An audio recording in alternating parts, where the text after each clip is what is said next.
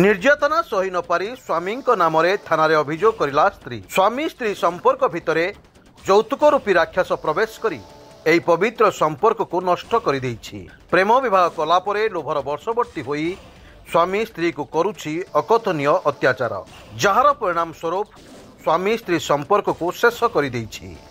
एपरी एक अभावनीय घटना घटी दशरथपुर रे। एही ब्लॉकर छंचिणा पंचायत होसेनपुर ग्रामर पूजाराणी भूया से ग्रामर जयदेव दास को 4 वर्ष पूर्वे प्रेम विवाह करथिले। उभयंकर गोटे 1.5 वर्षर शिशुपुत्र थिला बेले स्वामी जयदेव ग्रामर किछि सांगमानक सहित मिसी सबुबेले मद्यपान करी पूजाराणी को शारीरिक और मानसिक भावे अकथनीय अत्याचार करुथिले। बापघर लक्षाधिक टंका अर्थ आनिबा पई स्त्री उपरे चाप प्रयोग करुथिला बेले बाध्य होई स्त्री पूजाराणी शाशु घर बाप घर को पलाई आसी स्वामी अत्याचार नहीं दशरथपुर थाना रे अभियोग करिसेंती। दशरथपुर पुलिस 2004/25 रे दैनिक मामला रुजु करी तदंत करथिला बेले स्वामी फेरार थिबा कथा पुलिस सूत्र जणा पड़िछि। पीड़िता पूजाराणी न्याय पई सरकारक निकट रे गुहारी करिसेंती। ओना पूजाराणी हिया ग्राम होसेनपुर जिला जाजपुर हस्कंतर तांको घरे आनिकिना मते भल रखथिले।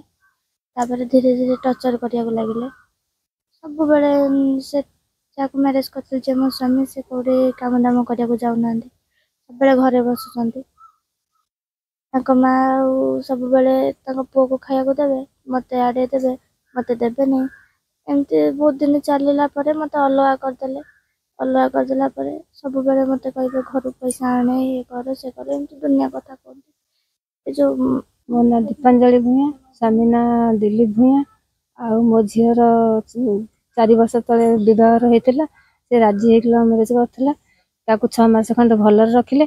तापर बहुत निर्यातना देले पैसा पत्र मागिले सी तो आम घर पलि जाइए पैसा पत्र मागिले सी करे ना एमती बारंबार आसिया भितर से माने सब बंधु बांधव अच्छा धर्म करम घर से भी डाकी नहीं निशा फसा करते आम भी से कथार मुंड पुरोना से जाकि घर को पठाती बारंबार एमती भी है पलि आसे। तापर एबे से शाशु जी से बहुत बुद्धि पड़ी पुओ को सब मद पद पेकी या खराब व्यवहार चाहती ये से कथा बापा माँ को कहीपे ना सी आसिया पर घर को ये कथा सब बाहर कला निजे निजे जाकि थाना भी ना एफआईआर कला एफआईआर कलापर एफआईआर कॉपी सारा आम घर को भी आसी आसला जो आउ कि एपर्यंत आम न्याय पाइनु।